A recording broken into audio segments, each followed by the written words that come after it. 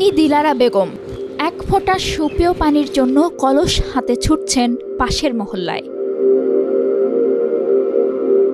রাজশাহী নগরীর তালাইমারি এলাকায় বাসা হলেও তিনি পানির জন্য আধ ঘন্টা পথ পায়ে হেঁটে পাশের মহল্লা রানীনগরে যান টিউবওয়েল থেকে খাবার পানি সংগ্রহ করতে। এভাবে প্রতিদিন সকাল বিকাল 2 বেলা আধ ঘন্টা ব্যয় করতে হয় তাকে।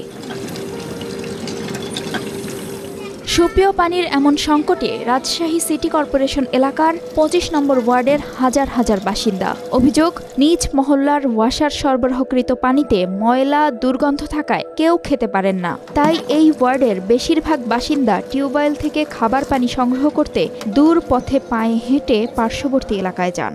রিভার্স অসমোসিস সহ 14টি ধাপে পরিশোধিত প্রাণ ড্রিঙ্কিং ওয়াটার, এক বোতল বিশুদ্ধতা। টিউবওয়েল তাও হলুদ, তারপরে মোটর বসাইছে তাও হলুদ, পানি খাওয়া যায় না। ট্যাপের পানি হলুদ, ওই পানি সব কিছু রান্না, কাপড় কাচলেও হলুদ হয়ে যায়। ট্যাপের পানি খাওয়া যায় না, গন্ধ বাসনা, আয়রন, খুব কষ্ট হয়। ট্যাপের পানি হচ্ছে খুব ভালো পাই না, আয়রন খুব, আর মাঝে মাঝে খুব গন্ধ বার হয়। পানিটা আমরা ভালো পাই না, আমরা পানিটা আপনার হলো খালি থালবাটি মাজা, গা গোসল এগুলোই করি। রাজশাহী ওয়াসা 2011 সালে প্রতিষ্ঠিত হয়। প্রতিষ্ঠার পর থেকে ভূগর্ভস্থ পানি কোনো ধরনের ট্রিটমেন্ট ছাড়াই উত্তোলন করে গ্রাহকদের সরবরাহ করছে প্রতিষ্ঠানটি। ফলে পানিতে ময়লা, দুর্গন্ধসহ কলিফর্মের মতো ব্যাকটেরিয়ার উপস্থিতিও পাওয়া গেছে, যা জনস্বাস্থ্য প্রকৌশল অধিদপ্তরের এক প্রতিবেদনেও উঠে আসে।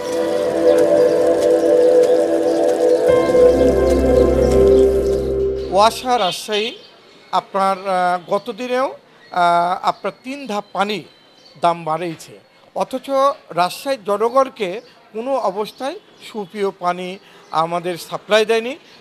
কিন্তু পানিতে নোংরা, আবর্জনা এবং দুর্গন্ধ, এই পানি খাওয়ার মতো কোনো অবস্থাই নেই। ওয়াসার তথ্য মতে রাজশাহী সিটি কর্পোরেশন এলাকায় দৈনিক পানির চাহিদা প্রায় 13,50,00,000 লিটার। তবে ওয়াসা সরবরাহ করতে পারে 10.7 কোটি লিটার। ফলে প্রতিদিন 2.8 কোটি লিটার পানির ঘাটতি দেখা দেয়। এদিকে পানি নিয়ে নগরবাসীর নানা অভিযোগ ও ঘাটতির মধ্যেই 2022 সালে পানির দাম 1 লাফে 3 গুণ বাড়ায় ওয়াসা। আবার নতুন করে পানির দাম 30% বাড়ানোর প্রস্তাবও করা হয়েছে। অনুমোদন পেলে আবাসিক গ্রাহকদের জন্য প্রতি ইউনিট পানির দাম বেড়ে 8 টাকা 85 পয়সা এবং বাণিজ্যিক গ্রাহকদের জন্য প্রতি ইউনিট 17 টাকা 70 পয়সায় গিয়ে দাঁড়াবে। পানির মান বৃদ্ধি না করে মূল্য বৃদ্ধির সুপারিশে ক্ষোভ প্রকাশ করেছেন রাজশাহীর সর্বস্তরের মানুষ। 3 গুণ বৃদ্ধি করেছিল এবং আবার নতুন করে 30% বৃদ্ধির জন্য তারা পায়তারা করছে, কিন্তু সেই অনুযায়ী পানির কোনো মান নাই এবং এই পানি ব্যবহার করাও কঠিন। মাঝে সাথে পানিতে যে ময়লা আসে তারা সার্ভিস দিবে না, তারা পুরো সিটি কর্পোরেশনের পানির আওতা এখনও নিয়ে আসতে পারে নাই।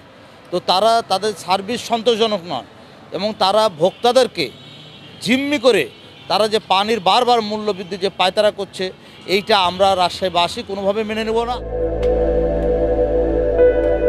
পানির মান বৃদ্ধিতে 4,000 কোটি টাকার ওয়াটার ট্রিটমেন্ট প্রকল্প হাতে নেওয়া হয়েছে বলে জানান রাজশাহী ওয়াসার প্রধান প্রকৌশলী। এছাড়াও পানির দাম নিয়েও মুঠোফোনে নানা যুক্তি দেন তিনি। আমাদের পানিতে তো প্রচুর আয়রন আছে, আর মেকানিজে ডিপোজিট তৈরি হচ্ছে, এক ধরনের ময়লা লাইনের মধ্যে তৈরি হয়, জমা হয়। সেই ওই যে ডিপোজিটটা হচ্ছে সেটাই বাসা বাড়িতে অনেক সময় যায় আর কি। এটা একমাত্র হলো ট্রিটমেন্ট প্ল্যান্ট হওয়ার পরে এই আয়রন আর মেকানিজ ডিপোজিট আর তৈরি হবে না গ্রাউন্ড ওয়াটার থেকে, তখনই এইটার সমাধান। বর্তমানে এছাড়া তার আমাদের এটার জন্যই ট্রিটমেন্ট প্ল্যান্ট করা। গ্রাহকের কাছ থেকে যে বিলটা পাই সে দিয়ে নিজেরা চলতে পারি না, মন্ত্রণালয় থেকে প্রতি বছর কিছু টাকা নিতে হয়, নিয়ে চলতে হয়। বর্তমানে রাজশাহী ওয়াসা 121টি গভীর নলকূপ ব্যবহার করে এবং 859 কিলোমিটার পাইপলাইনের মাধ্যমে 48,527টি পরিবার এবং 721টি বাণিজ্যিক গ্রাহককে পানি সরবরাহ করে। 1 ইউনিট বা 1000 লিটার পানি সরবরাহ করতে ওয়াসা 9 টাকা 30 পয়সা ব্যয় করে।